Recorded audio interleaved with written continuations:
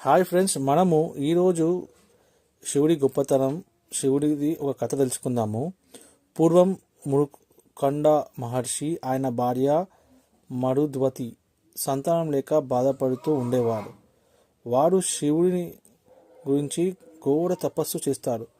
వాడి తపస్సుకు మెచ్చి శివుడు వాడికి ప్రత్యక్షమై ఇలా అడిగాడు: మీకు దీర్ఘాయువు గల కానీ జ్ఞానం లేని సామాన్య పుత్రుడు కావాలా, లేక తక్కువ వయస్సు అల్పాయువు కలిగిన కానీ సజ్జనుడు భక్తుడు అయిన ఉత్తమ పుత్రుడు కావాలా అని అడుగుతాడు.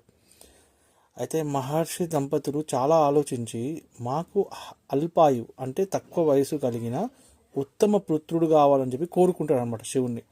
శివుడు వాడికి ఒక వరం ఇస్తాడు. 14 సంవత్సరాలు బతికే ఒక మహాభక్తుడు పుత్రుడుగా పుడతాడని చెప్పి వరం ఇచ్చాడు. ఆ విధంగా జన్మించిన బాలుడే మార్కండేయుడు. మార్కండేయుడు చిన్నప్పటి నుంచి గొప్ప శివభక్తుడు. ఆయన వేదాలను, శాస్త్రాలను త్వరగా నేర్చుకొని తల్లిదండ్రులకు గొప్ప ఆనందాన్ని ఇచ్చాడు. కానీ ఆయనకు 16 ఏళ్ళు నిండే రోజు దగ్గర పడుతుండగా తల్లిదండ్రులు చాలా బాధపడతారు. ఎందుకంటే వాళ్ళకి తెలుసు ఏమవ్వబోతుందో.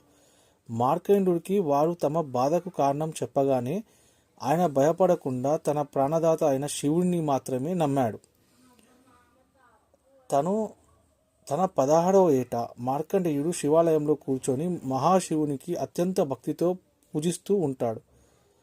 మృత్యుంజయ మంత్రాన్ని జపిస్తూ లింగాన్ని గట్టిగా కౌలగించుకుంటాడు.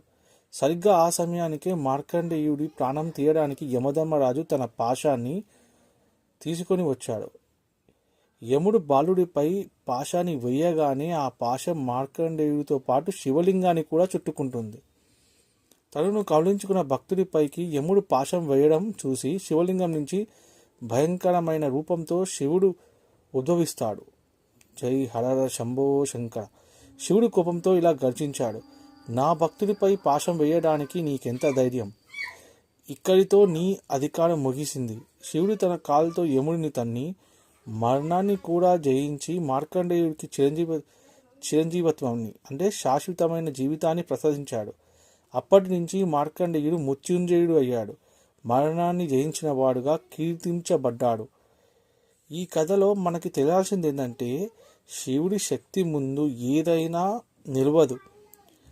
శివుడిపై భక్తి ఉంటే మృత్యువుని కూడా జయించడమే అన్నది నిశ్చయం. గొప్ప సత్యం ఏంటంటే, శివుడే అంత, శివుడే మరణం, శివుడే జీవితం, శివుడే బతుకు. ఇలా బతికిన వాళ్ళకి ఎప్పుడూ శివుడు అండగా ఉంటాడు.